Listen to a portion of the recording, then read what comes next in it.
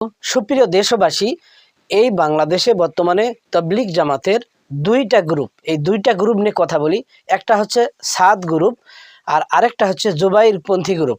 সাদ group হচ্ছে মূল India যেটা ইলিয়াস রহমাতুল্লাহ আলাই তার পক্ষে সেই গ্রুপ যেটা সেইটা হচ্ছে সাদ গ্রুপ।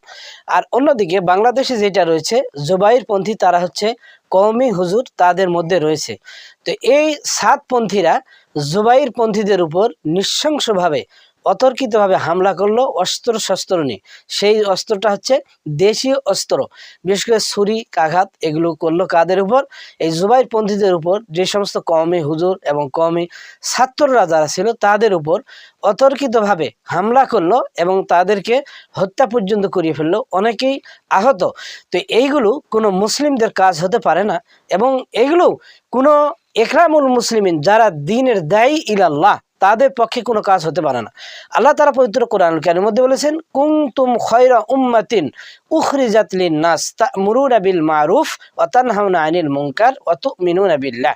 এটা রয়েছে সূরা আল ইমরানের আয়াত, যে তোমাদের মধ্যে ওই দলটাই হচ্ছে সর্বোত্তম যারা সৎ কাজের আদেশ এবং অসৎ কাজের নিষেধ করে। অন্যদিকে ওই ব্যক্তিরা বলে যে আমরা ইমানদারদের মধ্যে একজন।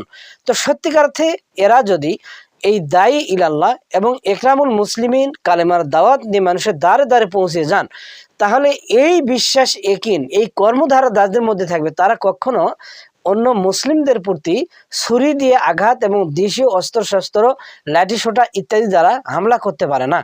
তাই এখন আপনাদের সিদ্ধান্ত নিতে হবে আপনারা কোন পন্থীদের মধ্যে যাবেন। এখন এই সিদ্ধান্তের মধ্যে এটা দিনের মতো পরিষ্কার যে কখনোই সাতপন্থীদের মধ্যে যাওয়া যাবে না। কেননা সাতপন্থীদের মধ্যে বাংলাদেশের আলেম ওলামা যারা বিশেষ করে কওমি হুজুর ছাত্র কেউ তাদের মধ্যে নেই। এই সাতপন্থীদের মধ্যে মুয়াজ এসহ কয়েকজন যারা আছে, এরা এই যে বিগত আওয়ামী লীগ সরকার ছিল, ফ্যাসিস্ট আওয়ামী লীগ, এদের দূষর, বিশেষ করে এই আওয়ামী লীগ সরকারের পা চাটা গোলামি বলা যায় এক প্রকার, এদের মধ্যে এদের ছত্র ছায়া নিয়ে এরা বড় বড় লিডারের মধ্যে ছিল। এই পন্থীরাই বেশি হচ্ছে সাতপন্থী। আর অন্যদিকে যারা এই যে বাংলাদেশের জুবাইরপন্থী, এই জুবাইরপন্থীরা কখনো আওয়ামী লীগের দোসরও ছিল না এবং এদের সহযোগী ছিল না। আর বিশেষ করে এই জুবাইরপন্থীরা আওয়ামী লীগের সময় কোনো অবস্থাতেই এরা ঠাঁই পায়নি এবং এরা আওয়ামী লীগের সময় বড় বড় কোনো কথাও বলতে পারেনি। এমনকি এই সাতপন্থীদের ভয়ে এরা বড় বড় সমাবেশ করতে পারেনি এদের নিজ ইচ্ছা মতো। তাই আওয়ামী লীগ তাদেরকে কোনো অবস্থাতেই আশ্রয় দেয়নি। বর্তমানে আওয়ামী লীগ নাই, এই জন্য সাতপন্থীদের মাথা খারাপ হয়ে গেছে, তারা এখন এই জুবাইরপন্থীদের উপর হামলা করতেছে। তো সত্যিকার যদি এরা দায়ী আল্লাহ হতো, তাহলে এই জুবাইরপন্থীদের উপর হামলা করিয়ে হত্যা করতে পারতো না। রাতের আধারে, বিশেষ করে শেষ প্রহরে যে সময় তাহাজ্জুদ নামাজ পড়বে, মাদ্রাসার ছাত্ররা যেখানে ঘুমিয়ে আছে শুয়ে আছে, সেইখানে কি করে এই সাতপন্থীরা ইসলাম প্রচার যদি এদের মূল ভীষণ নিঃসরণ হয়ে থাকে, কি করে হামলা এগুলো করতো? এগুলা হামলা এরা করেছে বিদায় এখন পরিষ্কার এটা আমরা বুঝতে পারলাম সাতপন্থীরা সন্ত্রাসী সংগঠন। এদের মনের ভিতর যা আছে সব এরা কোনো ইসলামের কোনো আলো নেই, সন্ত্রাসী সংগঠন এবং হত্যাযোগ্য সংগঠন।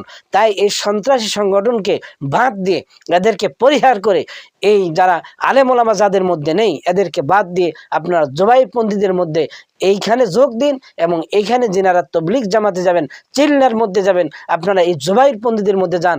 এদের আমিরের মধ্যে বহুতগুলো যেগুলো একটা করে জামাত থাকে, এদের মধ্যে আমির রয়েছে, যে আমিরগুলো কওমি মাদ্রাসার বিভিন্ন উস্তাদ বিভিন্ন আলেম যাদের মধ্যে রয়েছে, এই আলেমরা বিভিন্ন দ্বীনি ইলম শিক্ষা লাভ করবে এবং দ্বীনি ইলম শিক্ষা আপনাদেরকে দিবেন, যারা অবুঝ আছেন তাদেরকে দিবেন ইনশাআল্লাহ তাআলা।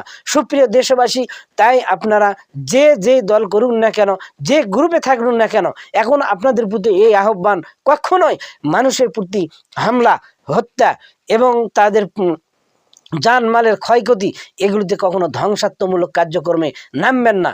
কেননা ইসলাম কখনো হামলা, মানুষকে হত্যাযোগ্য ধ্বংসযোগ্য কাজ কখনো চায় না, যা এই জুবাইরপন্থীদের পূর্তেই সাতপন্থীরা অতর্কিতভাবে করেছে। এইটা কখনো করা যাবে না, এটা ইসলামের নিষিদ্ধ, নিন্দনীয়। দেশ বিদেশ আন্তর্জাতিক পর্যায়ের পর্যন্ত এই কাজটা তারা ঘৃণিত কাজ করেছে। তাই আপনাদের উদাত্ত আহ্বান, আপনারা যে যে গ্রুপে থাকুন না কেন, এই ধরনের কাজে কখনোই কেউ কখনো লিপ্ত হবেন না। একমাত্র তাওয়াক্কালতু আলাল্লাহ, আল্লাহর প্রতি ভরসা রেখে দায়ী ইলাল্লাহ হয়ে সামনের দিনগুলোতে আমরা কি করে ইসলাম প্রচার করিয়ে আল্লাহ এবং তার রাসূলের নবিয়ানা কাজে আমরা সামনে অগ্রসর হতে পারি, এইগুলো নিয়ে আপনারা সঠিক দলের মধ্যে অগ্রসর হয়ে সঠিক দলের মধ্যে আপনারা প্রবেশ করবেন এবং দায়ী ইলাল্লাহর কাজ আপনারা সামনে দিয়ে করতে থাকবেন। আল্লাহ পাক আমাদের সবাইকে তৌফিক দান করুন, আমিন। ওয়া আখির দাওয়ানা আলহামদুলিল্লাহি রাব্বিল আলামিন। আসসালামু আলাইকুম ওয়া রাহমাতুল্লাহি ওয়া বারাকাতুহু।